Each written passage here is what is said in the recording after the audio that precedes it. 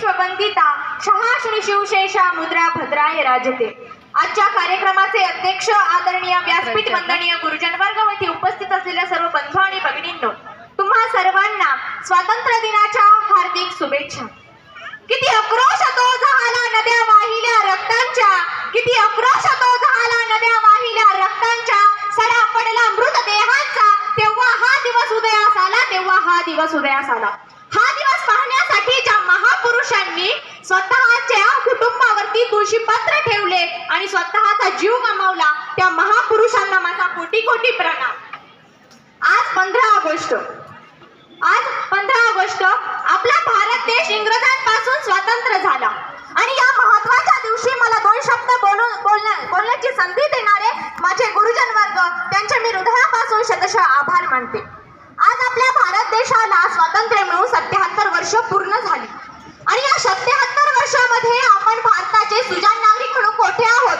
आपण काय प्रगती केली की अधोगती केली?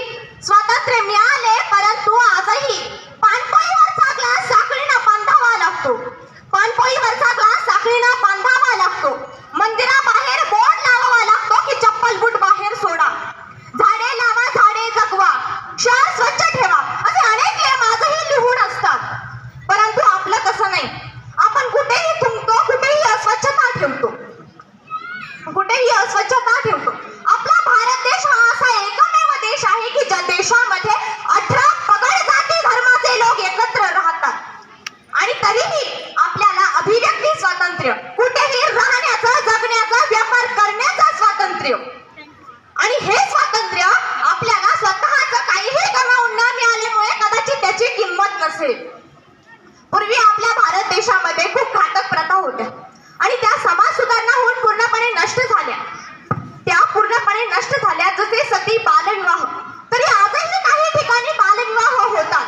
या अशा उंड्यासारख्या पद्धतीला आपण 77 वर्षानंतर सुद्धा आळा घालू शकलो नाही, 77 वर्षानंतर सुद्धा आळा घालू शकलो नाही। याचं महत्त्वाचं कारण म्हणजे आपण समाज सरसकट बदलत आलो आहोत, परंतु कधी स्वतःलाच बदलण्याचा प्रयत्न केला नाही, मित्रांनो, खरं तर खरा युवक तोच,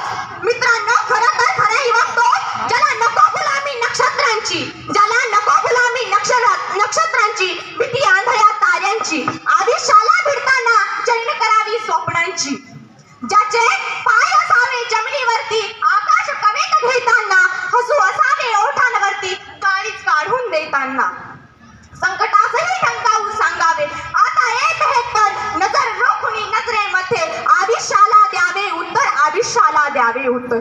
मित्रांनो, अवघ्या 16व्या वर्षी संजीवन समाधी घेणाऱ्या संत ज्ञानेश्वर माऊलींची आनंदी शेजारी, अवघ्या 42 वर्षाच्या आयुष्यामध्ये जगाला, देशाला संदेश देणारे संत तुकोबारायांचं देहू बाजूला।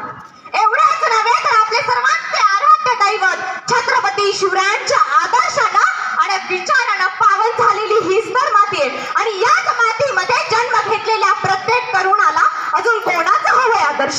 सांगा ना, अजून कोणाचं हवंय आदर्श? आणि आजकालच्या पिढीसमोर मात्र आदर्श मात्र ही वेगळीच आणि तीच त्यांच्या समोर आव्हाने बनून उभी आहे। मित्रांनो, शिवाजी, संभाजी, नेताजी, तानाजी यांसारख्या शूरांनी आणि वीरांनी आपल्या देशासाठी स्वतःचे प्राण गमावले। आजचा युवक मात्र पबजी आणि फ्री फायर साठी स्वतःचा प्राण गमावत आहे।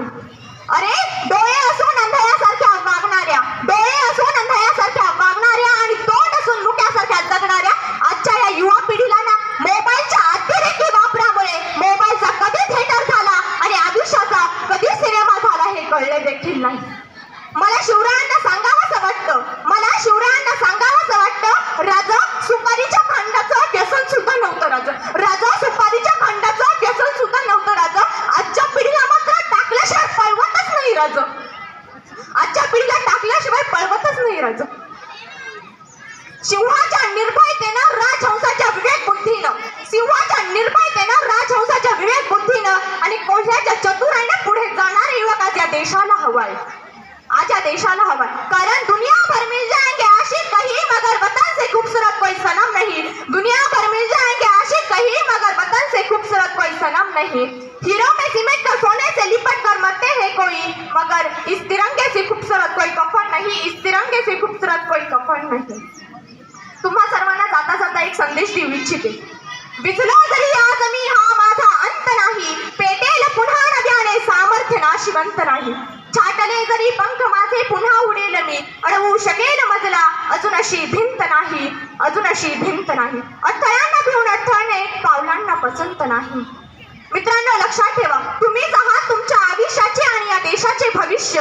तर बोला, प्रौढ प्रताप पुरंदर क्षत्रिय कुलावतंस सिंहासनाधीश्वर